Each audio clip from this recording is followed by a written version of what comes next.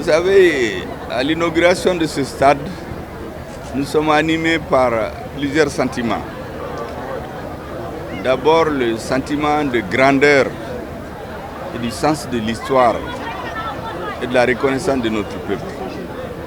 Vous savez que la réflexion de ce stade a commencé depuis quelques années.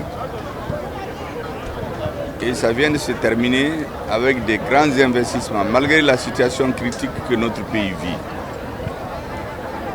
Le deuxième sentiment de satisfaction que j'ai, c'est que la jeunesse malienne, à travers ce stade, notamment celle qui est à Kati ici ou de partout le Mali, a désormais un beau joyau qui peut lui servir sur beaucoup de plans. C'est un stade omnisport. Vous avez le football, il y a le basketball, il y a le tennis, il y a le maracana, il y a le jeu des gros bras comme on dit. J'ai vu des amis d'Ogon là, j'ai dit que je ne vais pas les approcher. Et donc, vraiment, nous sommes satisfaits sur le plan sportif. Maintenant, l'autre grande satisfaction, vous savez, c'est que le président Goïta aime toujours mettre les femmes à l'honneur. Regardez, ces deux équipes féminines qui ont joué, arbitrées par une équipe de femmes, pendant la semaine de la famille.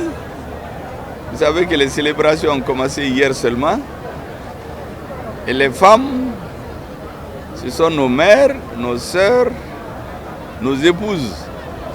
Quand vous faites quelque chose qui rend les femmes heureuses, c'est l'ensemble des Maliens qui sont heureux aujourd'hui. Et je voudrais dire bravo aux deux équipes. J'ai l'impression qu'elles ont fait exprès de faire 0-0. Pour qu'on dise effectivement que les équipes n'ont pas gagné, mais c'est le Mali qui a gagné. C'est la femme malienne qui a gagné, c'est la jeunesse malienne, c'est les hommes maliens, c'est tous les Maliens qui ont gagné. Et je crois que nous avons rendu très heureux le président de la transition. Parce que son grand souhait, c'est que les Maliennes se sentent plus heureuses sous cette transition-là. Et c'est une grande manifestation, c'est celle d'aujourd'hui. Voilà les grands sentiments de fierté qui m'animent. Et vous avez vu, le gouvernement est venu en très grand nombre pour assister à cette cérémonie. Je voudrais donc à cette occasion féliciter Monsieur le ministre de la Jeunesse et des Sports, féliciter toute son équipe et toute l'administration chargée de ce joyau-là.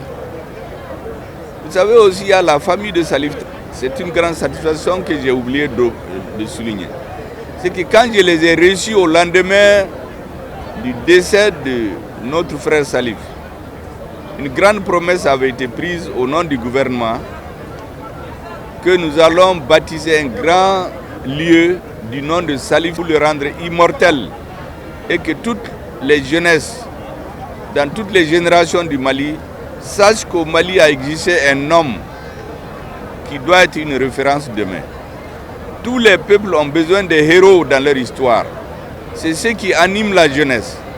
Et Salif, un héros du football malien, immortalisé à travers ce stade, je pense que ça aussi c'est un engagement que j'avais pris, validé par le président et le gouvernement, qui vient aujourd'hui de se réaliser.